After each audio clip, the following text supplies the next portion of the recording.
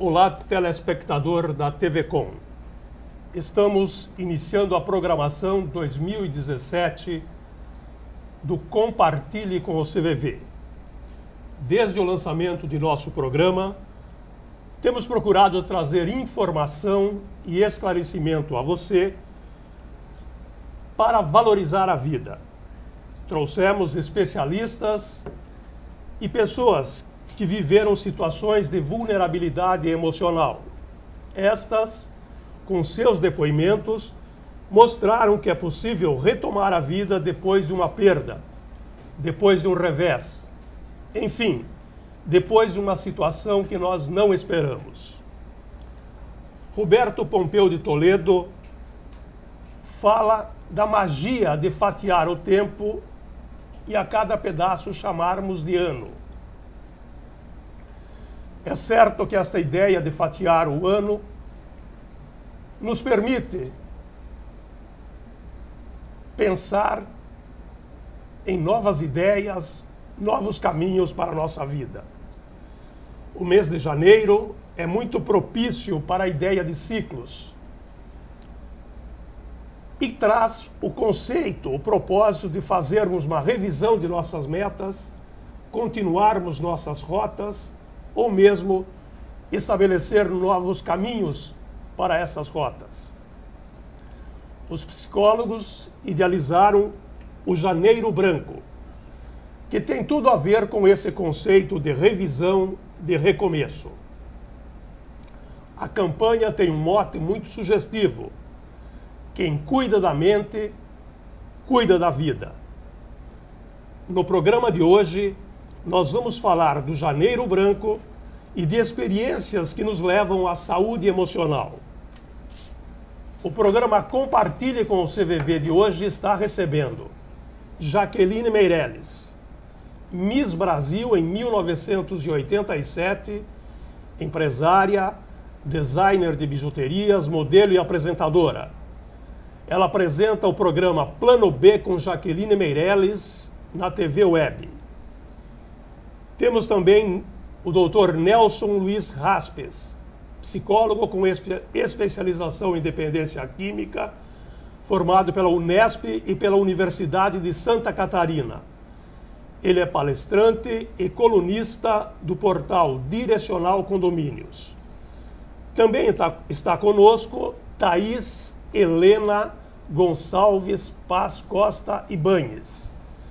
Ela é psicóloga, pós-graduanda em psicanálise, grupalidade e intervenções nas instituições teórica e técnicas psicoterapêuticas. Bem-vinda, Jaqueline. Muito obrigada. Prazer estar aqui com vocês. Obrigada pelo convite, adorei. Bem-vindo, Dr. Nelson. Muito obrigado pelo convite também. Vai ser uma grande honra participar aqui do programa. Bem-vinda, doutora Thaís. Obrigada, também agradeço. A Thaís já é nossa sócia aqui, ela já está voltando aqui ao programa. A Jaqueline Meirelles é autora de um livro, do qual nós vamos falar no desenvolver do nosso programa, e que fala de experiências que ela teve. A Jaqueline, quando Miss, em 1987, foi uma das modelos mais fotografadas da década. E ela saiu do glamour de ser Miss Brasil e viveu uma depressão de mais de 6 anos, inclusive com tentativa de suicídio. Esta experiência ela traduz em seu livro, Da Coroa ao Cajado. Jaqueline, o que foi essa experiência? O que levou a essa experiência? Tem a ver com deixar de ser Miss? Muita gente me pergunta sobre isso. Quando eu lancei o livro Da Coroa ao Cajado, as pessoas me perguntavam se o motivo da minha depressão tinha sido a minha saída do mercado de trabalho, da publicidade, das câmeras, da mídia, né? E na verdade não. Eu te respondo claramente que não tem nada a ver com isso. foi uma escolha errada que eu fiz na minha vida e que culminou no aparecimento da doença.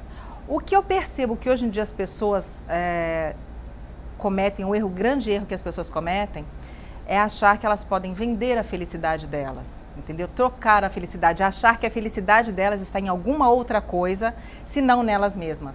E eu acreditava que a minha felicidade era o meu casamento. Então eu permiti que durante o meu casamento, eu deixei de ser eu para ser quem o contexto queria que eu fosse.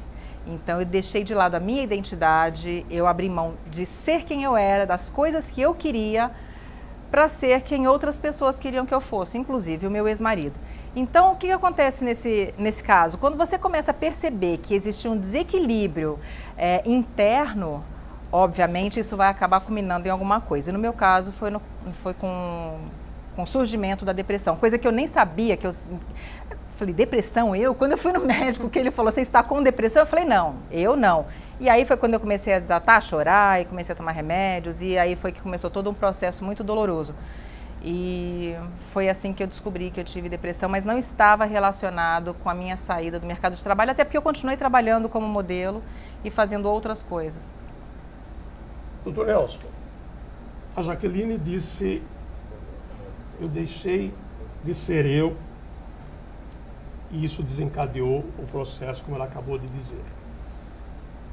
Que relação o senhor faz com o que ela acaba de dizer e a proposta do Janeiro Branco?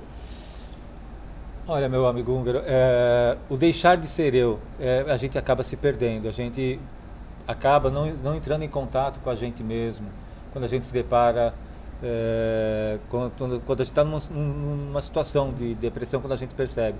Quando a doença ela se manifesta, a gente parece que perdeu toda a identidade, a gente parece que perdeu toda nossa vontade de viver, nossas características principais, nossas qualidades, a gente não consegue enxergar aquilo que... A sua essência fica oculta, né? Exatamente. Então, a depressão, quando pega, a gente entra num processo, como ela falou, de negação inicialmente. Mas por que comigo? Né? Por que eu estou assim? E aí, quando a pessoa ela vai entrando em contato, que a gente vai conversando, desde que elas procurem ajuda, a gente começa a pontuar certas coisas que elas vão identificando, que ela vai parar a pensar, bom, então agora eu estou com esse problema? Eu falo, está. E aí me perguntam, tem cura? Eu falo, tem, desde que você também se proponha e seja determinada a ir em busca da solução do teu problema. Porque, húngaro, a maioria das pessoas hoje, elas não procuram levar isso muito a ferro e fogo. Por isso que as doenças estão aumentando.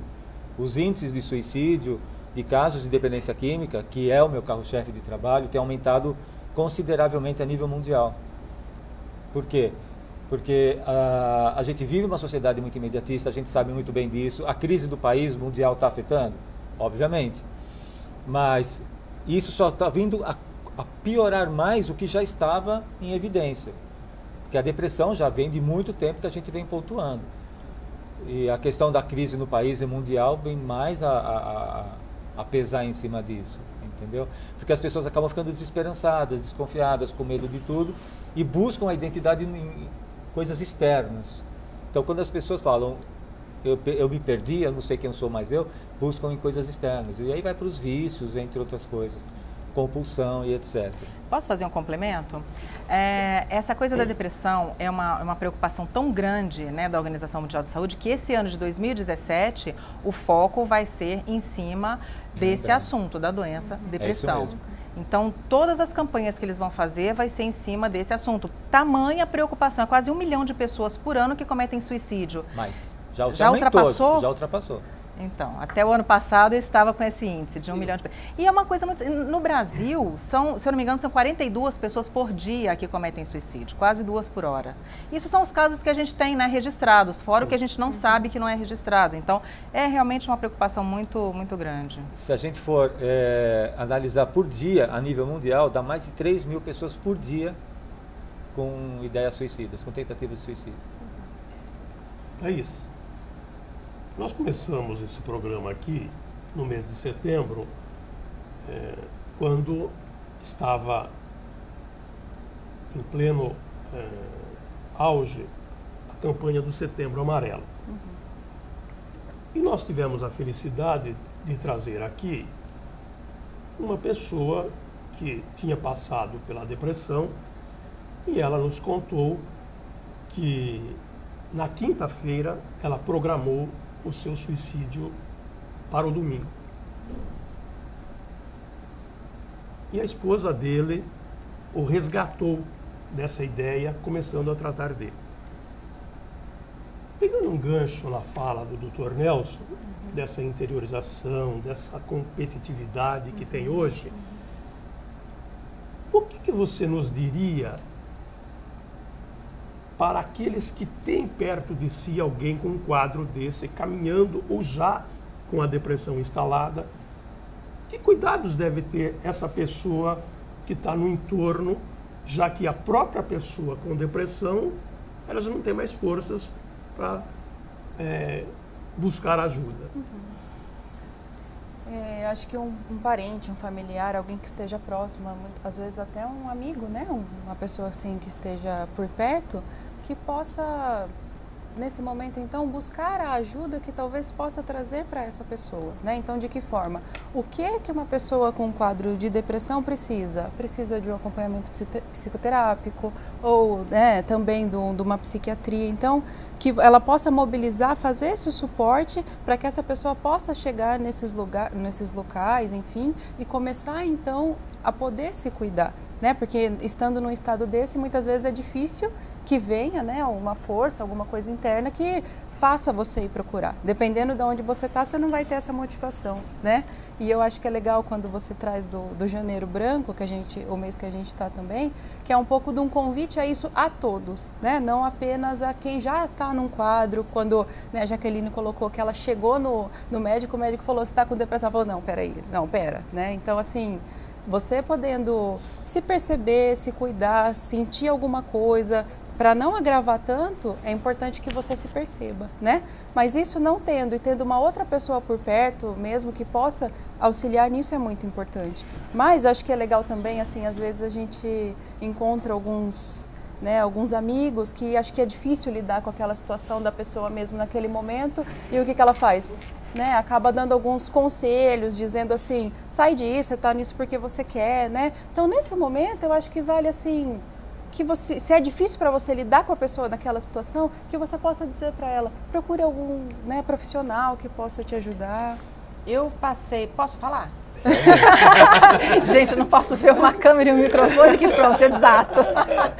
Mas é porque é um assunto que faz parte da minha vida, né? Então, eu, como sobrevivente da depressão, tem muita história para contar. Uma das coisas que eu gostaria de recomendar é que a pessoa, quando ela começa a se perceber num estado de tristeza diferente daquela tristeza usual que a gente tem, porque a tristeza da depressão é aquela tristeza que não tem estímulo que te tire da cama, que te faça sorrir, falar.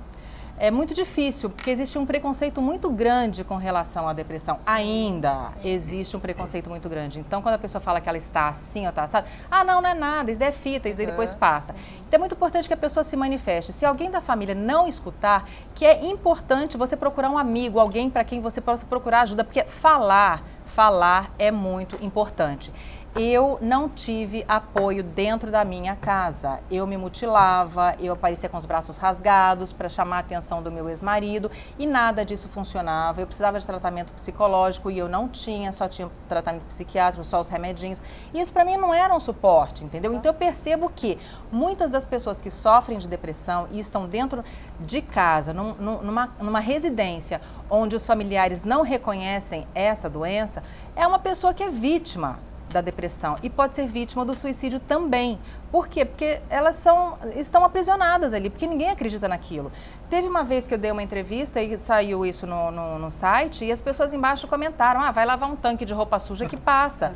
Gente, que é isso? As pessoas que pensam assim, e se tiver dentro de casa alguém com sintoma de depressão, essa pessoa com depressão ela é vítima. Ela vai ser uma refém dessa família e vai ser um caso não diagnosticado e muito provavelmente um caso de óbito, porque o desespero de quem sofre depressão é muito grande, é muito. Foram 3 tentativas de suicídio que, graças a Deus, não aconteceram para eu estar aqui hoje para poder contar a história e ilustrar o meu lado. Então, mais do que a família apoiar, eu escrevi da Coroa ao Cajado para que os familiares leiam, não foi nem para quem tem a doença, é para que as outras pessoas leiam e tenham isso como suporte, saber, deixa eu observar quem está do meu lado. É uma coisa que eu falo muito, eu prego muito nas minhas redes sociais. Olha para quem está do seu lado, se a pessoa mudou um comportamento, ou se um adolescente... Gente, a segunda maior causa de morte entre os adolescentes de 15 a 29 anos é o suicídio. Então, os adolescentes hoje estão banalizando a vida. Por quê? Porque ou se drogam, encontram conflitos, os pais não estão em casa, ou não tem com quem conversar. A companhia é uma coisa muito importante. Quando você percebe que alguém dentro da sua casa está, ou do seu trabalho, ou no seu relacionamento, está com um comportamento diferenciado, procura ajudar. E você que está começando a sentir os sintomas de algo diferente, abre a boca, conversa, pede ajuda, porque a depressão é uma doença silenciosa. Mesmo que não saiba o que é. Exatamente, porque ela é silenciosa, ela não se manifesta como uma alergia, como uma gripe, que as pessoas estão vendo que está gripado, não vou chegar perto, vou pegar vírus. Não, é silenciosa. E de uma hora para outra ela pode te derrubar. Então isso é muito sério. As pessoas falarem, olha, não estou me sentindo bem, é o primeiro passo para a cura. Doutor Nelson, Pois não. vamos pegar um gancho na fala da Jaqueline. As pessoas do meu tempo ouviram muito Nossa. dizer que está com depressão, vai trabalhar, vai lavar roupa que passa. A Jaqueline traz, através de seu depoimento, a importância de se conhecer a doença, de cuidar da doença e de que a pessoa que está com a depressão seja acolhida. O que o senhor pode nos dizer a respeito desse preconceito? Ele ainda é intenso na nossa sociedade? Já existem sinais de que isso está caminhando para a compreensão da sociedade ou ainda é um tabu? Olha, ainda existe bastante preconceito, sim. Ainda existe porque, como não é uma doença que você toca, que você toma um remédio, passa alguma coisa que resolve, é uma doença da alma, é uma doença do corpo, do espírito e da mente. Então as pessoas elas perdem o controle de si mesmas, mas elas acham que mesmo tomando algum remédio, só um remédio passa. Ou então assim, eu não tenho tempo para ter depressão, eu não tenho tempo para sentir essas coisas. Eu vou trabalhar, eu vou fazer isso, eu vou fazer aquilo. Só que como ela colocou, existem sinais que vão pontuando. Então existe desde uma tristeza que começa pequena, mas que vai se passando, que a depressão ela tem estágios, né? Ela tem categorias. Quando a pessoa percebe que já está afetando a sua rotina, os seus hábitos diários, é porque alguma coisa já está errada.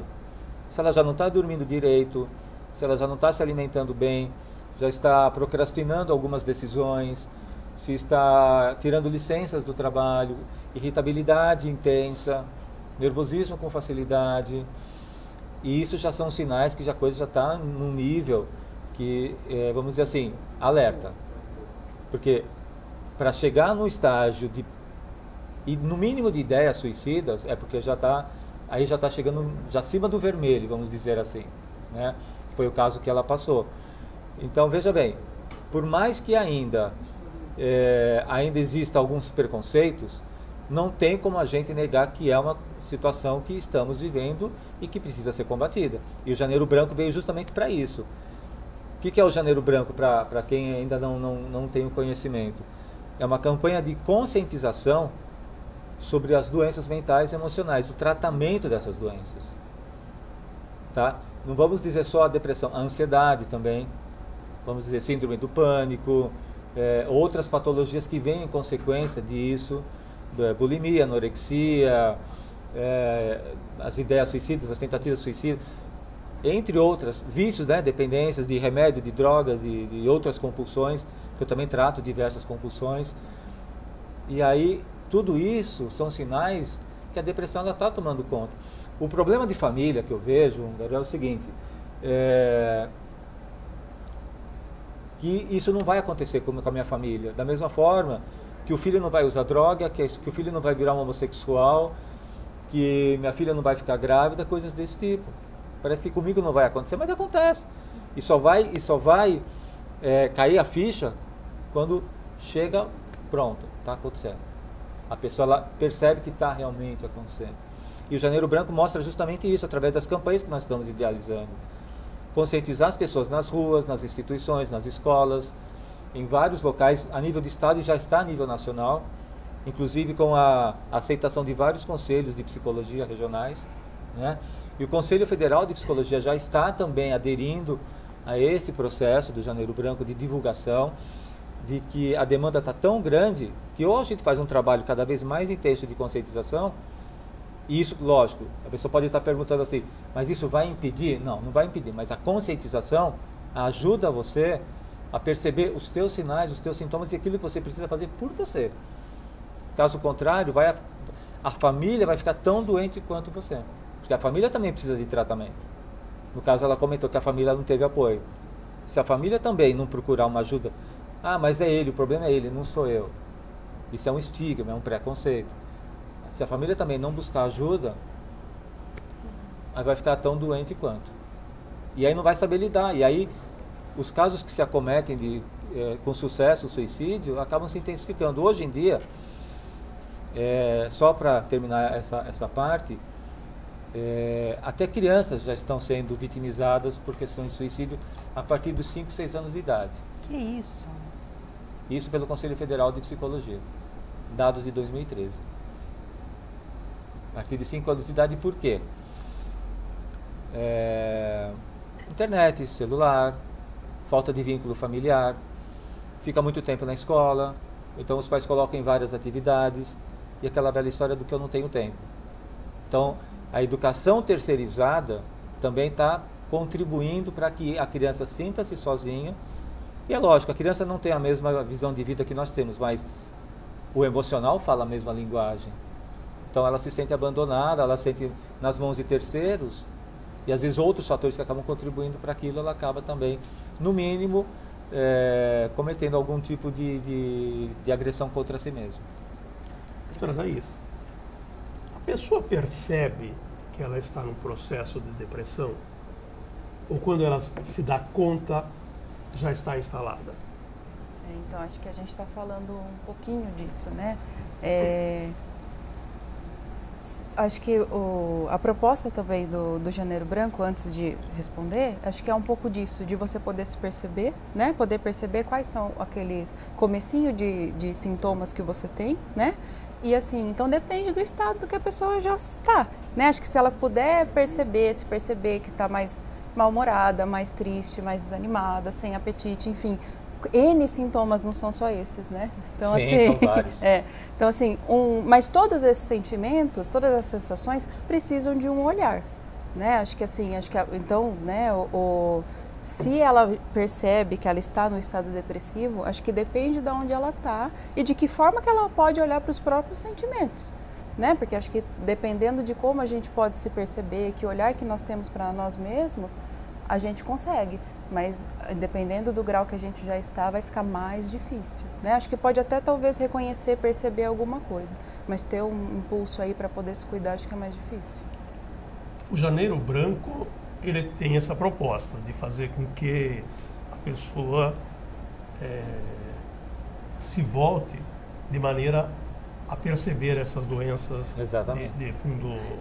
Eu acho que o que o Janeiro Branco traz, né? Acho que assim, principalmente porque janeiro, né? Porque é época que, final de ano, você começa a fazer aquele balanço, como é que foi a sua vida, o que teve de bom, e planos, né? E daí acho que quando o pessoal lá de Minas, que teve essa proposta aí do Janeiro Branco, eles pensam assim, por que não olhar para a sua saúde mental também? Né? E eles trazem o branco porque o branco é a ausência de cor, e acho que é legal a gente pensar que cada um é um, e você põe ali a cor que você quer. Né? Então, assim, quando eles trazem isso, eles trazem um pouco assim, como é que você está? Né? Como é que está a sua vida? Que a saúde mental não é só a ausência de doença, né? Então, assim, aquele mal-estar, aquela insatisfação com alguma coisa, também pode ser precisar de um cuidado para que não se agrave para uma doença mais séria, mais grave, alguma coisa assim, né? Jaqueline, vamos pegar na prática o que os psicólogos nos disseram. Você teve ajuda externa para sair desse processo? Foi fundamental essa ajuda externa, se houve?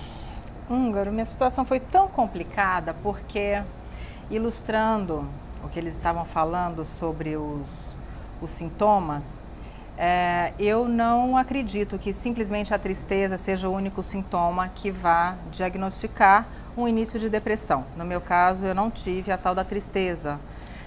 Foi muito complicado descobrir meu diagnóstico porque eu estava tendo muita tosse. Minha tosse começou a ser ininterrupta, eu passei 3 meses tossindo sem parar. Ou seja, tudo aquilo, né, somatizado, se transformou no eu preciso falar, eu preciso falar, eu preciso falar, e eu não falava, então eu não parava de tossir. Então, psicologicamente, eu entendo que eu queria falar, precisava falar e não falava, então eu tossia. Passei 3 meses tossindo, era uma coisa assim, eu não conseguia falar, eu não conseguia dormir, eu não conseguia fazer nada, só tossia, a família já não aguentava mais. E aí fui em vários médicos, vários especialistas e nada, até que eu cheguei no infectologista que olhou para mim, exame clínico tudo ok, já tinha feito chapa e tal. Ele olhou para mim e falou, você está com depressão. Foi aí que eu falei, não, eu não estou com depressão. Ele falou, não, você está com depressão. Eu falei, não, eu estou com tosse, eu não estou com depressão. Aí ele falou, não, você somatizou muito e isso acabou se tornando um problema físico, né? E você está, como é que fala? Como é que fala? Exteriorizando dessa maneira. Aí me passou um remedinho para depressão e eu comecei a tomar aquilo e de fato a minha tosse melhorou. E aí foi quando de fato a doença apareceu, que aí foram outros medicamentos que eu tive que mudar. O meu problema durante o tratamento foi que a minha família não acreditava no tratamento psicológico.